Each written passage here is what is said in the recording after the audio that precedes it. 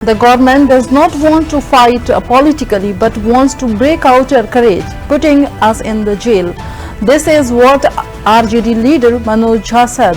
He criticized the government for getting interim bail to the Delhi Chief Minister Arvind Kejriwal by the Supreme Court in the excise policy case. He also concerned the Modi government on the issue of unemployment and said the jobs are not given to the youth. On the paper, Rahul Gandhi had raised the right issue in this parliament. और acquittal भी होगा क्योंकि ये मामले ED, CBI, IT के नहीं है। ये मामला बीजेपी के दृष्टिकोण का है और वो दृष्टिकोण है कि पॉलिटिकली हम नहीं लड़ेंगे, हम इन को फ्रंट बना करके लड़ेंगे। हेमंत सोरेन को 5 महीने रखा, एक युवा आदिवासी नेता को चुनाव से दूर रखा। हाईकोर्ट ने क्या कहा, उसको पढ़ने की जरूरत है। कौन पढ़ेगा? ईडी, आईटी, सीबीआई नहीं, सत्ता शीर्ष के 2 लोग। ये उनकी कार्यशैली का परिणाम है कि आपने ये तय कर लिया है कि विपक्ष के नेता जिनसे हम पॉलिटिकली डील नहीं कर पाएंगे, इनको फ्रंट बना करके उनको हम परेशान करने की कोशिश करेंगे। लगता है न्याय मिलेगा और जल्द मिलेगा।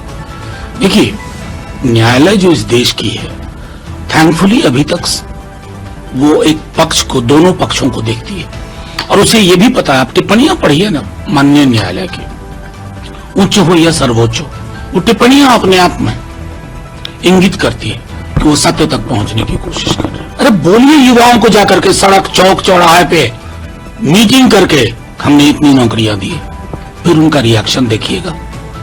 आंकड़ों की बाजीगरी से देश नहीं चला करते, सरोकार से देश चलता है। आपके सरोकार में रोजगार नहीं है, नौकरी नहीं है।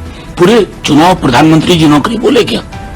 मंगलसूत्र, मटन, मछली, भैंस, मुजरा, नौकरी नहीं। उसी से पता चलता है प्राथमिकताओं के बारे में। मैं आपको कहूं, ये पीस मील अप्रोच है। सरकार डैमेज कंट्रोल करवाना चाहती है इन इंस्टीट्यूशंस को, और जो महत्वपूर्ण है उनको खड़ा करके। अग्निवीर की पूरी जो लेंथ है ना 4 साल की, उसको रिविजिट करने की जरूरत है।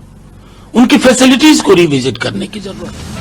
और ये जो पीस मील अप्रोच है, 10% CISF, 10% CRPF, that doesn't work. आपको किसने सलाह दी थी अग्निवीर योजना लाने की? पहले तो उस आदमी को उठा करके टांग दीजिए।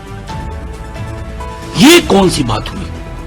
आप नेशनल सिक्योरिटी के साथ कॉम्प्रोमाइज कर रहे हैं, और मैं नहीं कह रहा हूं, तमाम एक्स ऑफिसर्स कह रहे हैं। तो उस दृष्टिकोण से सोचना चाहिए। जमानत भी होगी और एक्विटल भी।